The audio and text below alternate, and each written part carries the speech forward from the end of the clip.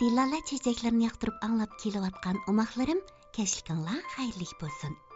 Bugun umaqlarımga bir dani kumush tanga degan hikoyani aytib beray bo'lamdi. Lam jim xapshuk, kim gap qilsa shu mushuk.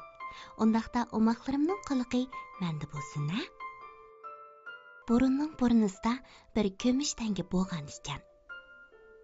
U pul yasash zavodidan chiqqan chaqda uningdan nur chaqnab turadigan bo'lib, u xushal holda: "Bek yaxshi bo'ldi, men hozir keng dunyoga boraman", dedi. Shuning bilan u bu keng dunyoga keldi. Kichik bola illiq qo'li bilan uni siqdi. Bexil ham yepishqoq, ham sovuq qo'li bilan mahkam tutib oldi. Buvay uyoq bu yoqqa o'rilib uningga qaradi. Yosh yigit uni qo'liga ilibli hajlavatdi. Bu tanga kumushdan yasalgan bo'lib, misning tarkibi bak oz edi. Uning bu dunyoga kelganiga 1 yil bo'ldi. Demak, u bu davlatga qo'ydirildi. Lekin bir kuni u chet elga sayohatga chiqadigan bo'ldi. U sayohatga chiqadigan xo'jayinning pul qopchiqidagi eng oxirgi bir tal bu davlatning puli bo'lib qoldi. Bu mo'tivar faqat bu pul qo'lga kelganda ondan u borligini bildi. "Qo'limda yana bir dona o'z davlatimning puli qopdi", dedi u. "Undaqda u men bilan birga sayohatga borsin." U bu tangini yana pul qopchiqiga solganda, tanga jaranglab ovoz chiqarib xushalligidan sayrab ketdi. U hozir bir qism notanish do'stlar bilan birga edi. Bu do'stlar kelib ketib turardi. Qoldirgan bo'sh o'rinni keyingilar to'ldirib turardi. Biroq bu zaricha hamisha hamyonda ayrilmadi. Bu bir sharaf edi. Necha hafta o'tib ketdi. Tanga nurg'un joylarga bordi. U o'zimi nima gap qolganini bilmaydi. U faqat boshqa tangalardan anglishicha, ular Fransiyada yasalmagan bo'lsa, Italiyada yasalgan. Yana birining aytishicha, ular Palani shahriga kelibdi. Yana birining aytishicha, Pukuniyaga kelibdi. Biroq tanga bu yerlarning hech qaysini bilmaydi. Agar biraylar hamisha hamyonning ichida turaversa, albatta hech narsani ko'ra olmaydi-da. Tanga dal mushundaq ahvolda.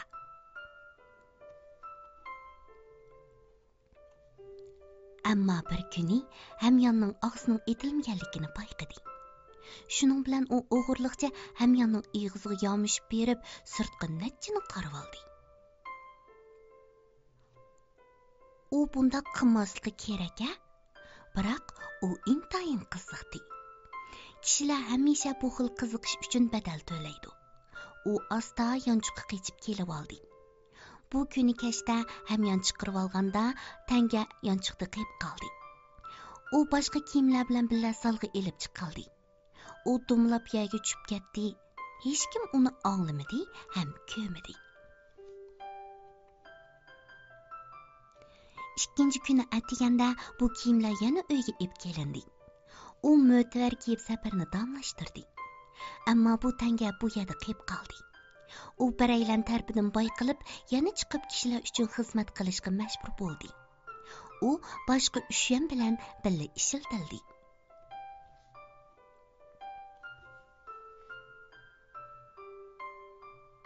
"Bu nima pul?" dedi biraylan.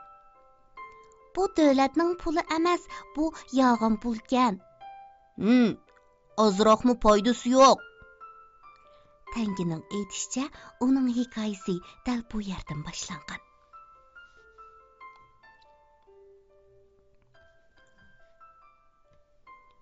"So'xtimal ozroqmi foydasi yo'q? Bu gap meni pek azobladi", dedi tanga. "Men yaxshi kumushdan yasalgan, ursa jarangliq ovoz chiqadi.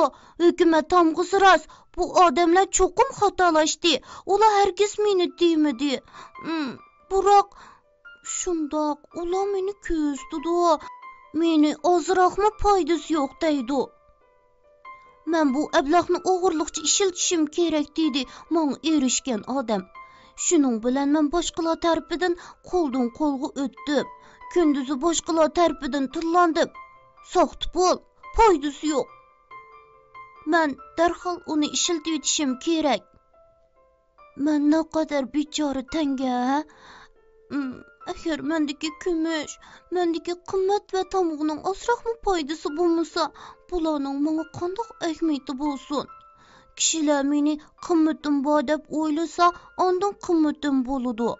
Menda aslida gunoh yo'q, biroq mening sirtqi qiyofatim menga foydasiz, gunohkordek ko'rinaman. Shunga men jinoyat yo'li o'g'irlikcha yashashim kerak. Buningdan tashvishlanayapman. Intayin qo'rqinchli. Har qitim meni qo'liga olganda, menga tikilib qarab turganini o'ylasamla titrab ketaman. Chunki men bir aldamchi va soxtamal o'rnida qaytarilib, ustalga tashlab etilganligimni bilatdim.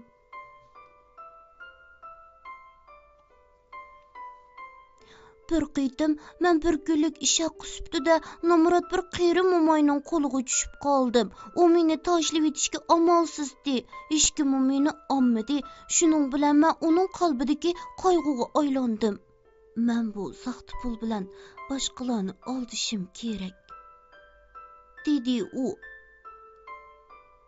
Chunki mening bu saxta pulni saqlagudek madorim yo'q. Iliq pullar bo'lki do'kon xo'jayini bu saxta pulni ilishga tamoman naqliq. U bunchalik ziyonni tasib bo'ladi. Biroq shundoq bo'lsa-mu, bundaq qilganim to'g'ri emas. Undaqda men amalsiz bu mo'mayning vijdoniga yuk bo'lib qoldim, dedi u o'ksinib. Acaba men rostla shundoq ko'p o'zgarishim kerakmi? Shuning bilan mo'may puldor do'kondorning yeniga bordi. Bu odam bozorda odatda eqib yurgan tangilarni jo pishiq biladi. Mening uni qabul qilishga amalim yo'q. U mo'mayning oldida meni hiyliqi mo'mayga tashlab berdi. Shuning bilan mo'may meni bo'lga ilishga ishlatmadi. Mening ko'nglim behirim. Men o'zimning boshqalarning azobining manbasi bo'lib qolganligimni his qildim. Men ilgari naqadar xushal, o'zimga ishonadigan tanga edim. Hozir hech kim ilishni xohlamaydigan tangaga aylandim. Biroq iliqi mo'may meni yana uyga ilib ketdi. U bir xil do'stona va muloyim pozitsiya bilan menga qaradi. Yo'q, men sening bilan hech kimni oldimasam bo'ladi, dedi u. Menchu ustingga to'shik teshib, sana bir qarabla sening saxtamal ekanligingni bilib olg'il bo'ldiganda qilib qo'yman-a. Biroq men boya o'ylab qoldim. Sen balkim talay ib keldigan tang bo'lishing mumkin. Men buning rostligiga ishonaman. Bu xiyol menda cho'nqur ta'sir qoldirdi.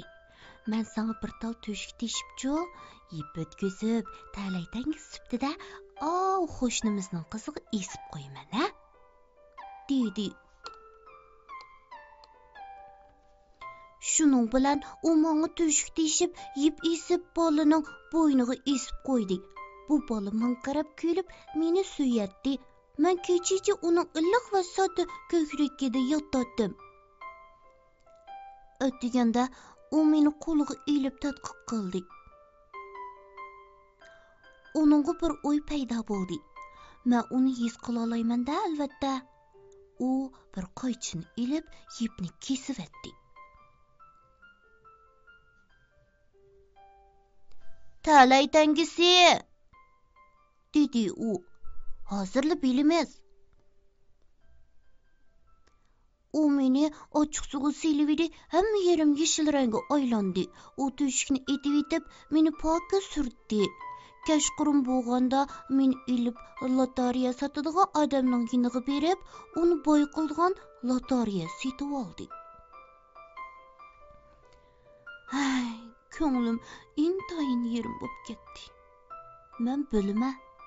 Men yana soxta pul deb otilib, bir muncha tangilarning oldida tashlab etilma. Ularning yuziga xat va odam surti besilgan, shunga o'zini jo qo'ltis chog'lashidi. Biroq men qichib ketdim. Lotoriya sotadigan odamning do'konida odam bek ko'p. Men tirinq qilgan ovoz bilan tang nurg'un tangilarning orasiga tushib oldim. Yiliqi lotoriyadan mukofot chiqdimi yo'q, bunisi menga noma'lum. Biroq mening bildig'inim ikkinchi kun o'tganda kishilar meni soxtadan ekanligimni bilib, yana meni elib davomli aldamchilik qilishni boshlaydi. Bu bir kishini azoblaydigan ish, shundoqmi emasmi?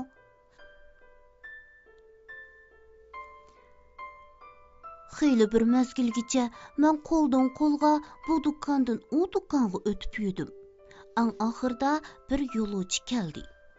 Albatta, uning qo'liga keldim. Bu odam bek sodda ekan. U meni qabul qildi, meni bir tanga o'rnida ko'rdi. Biroq u yanala meni ishiltishni o'yladi. Hay, shuning bilan men yana bir ovozni angladim. Ishlanmaydi, soxta pulga.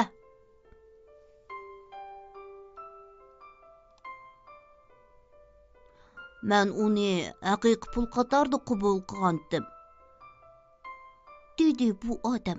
Ondan u menga sinchilab qarab, tuyuqsiz chiroyda tabassum jilvilandi. Men ilgari meni ko'rgan hech qanday chiroyda bundoq chiroy ifodasi ko'rilganligini ko'rib boqmagan. Hay, bu nima? dedi u. Bu aslida davlatimizning bir tal puli, yurtimdan kelgan samimiy yaxshi bir tangis ekan. Ammo kishilar uningdan bir to'shik ichib, yana uni soxta mol deb qopdi. Bu bir qoltis ish. Men uni ep qilib, bilib ketaman. Men yaxshi samimiy deb chaqirilganligimni anglab, butun jismim xushallikqa cho'mdi.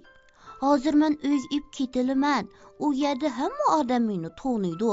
Mening haqiqiy kumushdan quyilgan va hukumat tamg'iz besilganligini biladi. Men bak xush bo'ldim. Men boshqa tangilar bilan oralashib ishiltishdan saqlanish uchun bir poch oq qog'ozga o'raldim.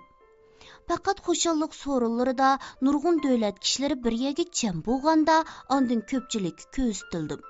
Ko'pchilikning hammasi meni maqtishidi, qiziqarliq deyishidi. Men oxiri uyga qaytib keldim. Mening borliq bosh qaytinchilikim oxirlashib, xushalliqimcha yana boshlandi. Chunki men kumushdan yasalgan, uning ustiga haqiqiy hukumat tamg'iz besilgan, garchi men bir soxta tangiga o'xshash badanimga bir to'shik teshilgan bo'lsa-mu, endi azob tatmaydigan bo'ldim. Biroq agar bir odam amaliyotda soxta mol bo'lmasa, yana nima munosabati bo'lsin? Bir odam eng oxirgi minutgacha saqlashi kerak. Uning uvolchiligi hamon oqlanadi. Mana bu mening e'tiqodim, dedi kumush tanga. O'maqlarim, mana bu bir dona kumush tanganing hikoyasi. Voy, bu bechora tanga nurg'un azob oqibatlarni boshdan kechiribdi, ha? Lekin boshdan oxirigacha qandoq bo'pti? O'zligini yo'qotib qo'ymabdi, shundaqmi? Kech bo'lib ketibdi. Bugun baldur uxlanglar, ha? Tatliq tushlar sizlarga hamroh bo'lsin.